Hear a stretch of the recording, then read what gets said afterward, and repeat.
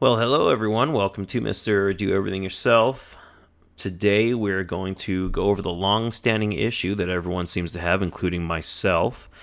Our We all know that the Unified Dream Machine, whether the regular version or the Pro version, is a pretty phenomenal device. I mean, it works great. We all know that. But the issue lies in when we try to set up a site-to-site VPN with anything other than another unified dream machine. Why is that, you ask? Well, it's because you'll notice that when you go into the settings, you cannot seem to find the phase 2 information in order to implement it on your non-unified device.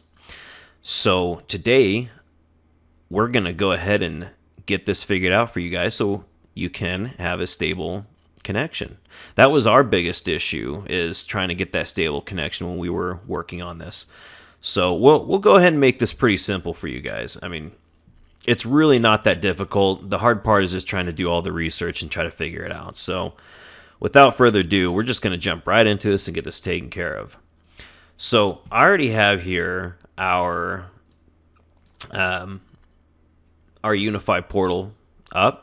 And today we're going to go ahead and be working on our Phoenix Firewall. Now you'll notice that I do have some of the other stuff grayed out just because I have a lot of devices. There's really no reason to show those. So hopping into the Phoenix Firewall, first we need to enable our SSH access. And this is the funny part because they have two different spots for this. Okay, you can either go into our network settings here and enable SSH, which isn't going to do us any good because that is actually connecting into the wireless aspect of things. What we want to do is we actually want to SSH into the system itself. So it can get a little confusing. No worries though, we're here, we got your back. Go ahead and hit this system settings icon here. And over in your top left, you're going to go ahead and look for the advanced tab.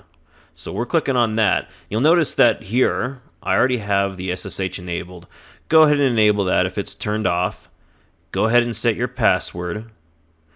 And we'll remote in just a few seconds. First, though, before doing that, I do want to show you guys the issue at hand here for those who are unsure of what we're doing.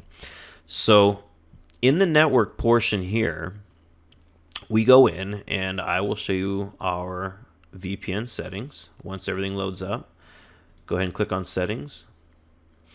And under our networks is where we have our site to site. So we're going to go ahead and open up the VPN settings for this. And I want to show you guys here. So here's our first phase of information. This is phase 1 in the L2TP IPSec connection. And then under advanced, and honest to goodness, I don't know why they don't just show the whole thing up front, but that's another story. But you'll notice that there's no phase 2 information. And to make it even more fun, what do we set on our other firewall for the phase 2 timeout? Well, that's our problem, right? So that's what we're doing. Now, of course, make sure that before SSHing in, so the way that this thing works is you have to be on the local network in order to do this. Now, for me, I'm not on this local network. I'm going to go ahead and just say SSH into another machine and then SSH into this firewall just to make it complicated. Don't worry about what I do. Just go ahead and make sure you're on the right network and then log in. Now, make sure that if you've changed your DHCP settings or your whole network, your subnet settings, for instance, that you're logging into the right IP address, whatever you set as the gateway. I'm assuming that if you've come this far, you probably know what that is. So I'll leave that up to you. With ours, it's just a simple 192.168.3.1. Okay, it's time to SSH into our server. So you'll notice here that because I'm using Windows, I'm simply just using the command prompt. You're more than welcome to use any of the terminals that you want, whether you're on Mac or Linux, whatever you prefer. So the Unifi default user is root.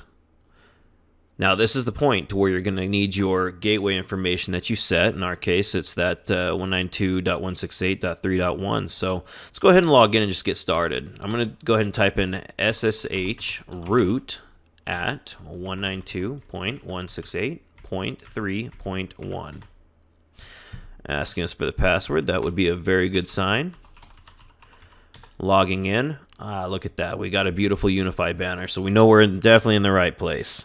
Be scary if it said something like Bank of America or something.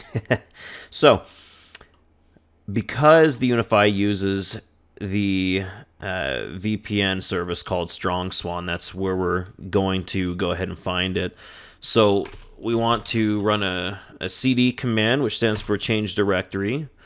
And because we're starting in the root, we'll put a //StrongSwan, lovely name, /IPSec.d/tunnels. Go ahead and press enter, and we want to list out the directories and files. Just type in ls and enter for those who are not used to using any Linux. Now in here you obviously see that there's a bunch of files. Some of you may just have one or two. Me, I've got a lot. Now the settings are going to be default for pretty much every one of these, so it really doesn't matter which one you go into as long as you go into one with config or a .config, ending in a .config. So go ahead and use your favorite editor, or I guess you can even cat out the information. So if you're used to running with Vim or Nano, go ahead and use those two. Either one is totally fine. Like I said, in our case, we'll go ahead and just use cat. And we'll cheat a little bit here. I'm just going to go ahead and use the first one. So I type in 0576. As you can see, it's in my top left corner there. Press tab. It fills out pretty much almost everything else for you. And then just type in conf and tab, or just type in config. It's up to you. Press enter. Now, here is the information we've been looking for. So we have the phase 1, and it shows us that we're at 28,800 seconds. And most importantly, our phase 2 at 3,600 seconds. Now, this is the value that you're going to want to add on your phase 2 on a non-Unifi device. And I think that's what's been fooling a lot of us, because a lot of Reddit, YouTube, you name it, all those places and online forums are stating, I noticed a lot, to just use 28,800 and 28,800 for phase 2 as well. And that's been causing us a lot of stability problems. And I kept trying to figure out how to find the darned timeout or the Keylife for phase 2. Well, here it is, folks. It's right there. So go ahead and just grab whatever Unifi created right there and enter that in on the other side, and you should be good to go. So that concludes our awesome little tutorial. Go ahead and subscribe if you can. And I'm seriously looking forward to your guys' comments. I love chatting about technology. So any feedback is totally great. Thanks, guys. See ya.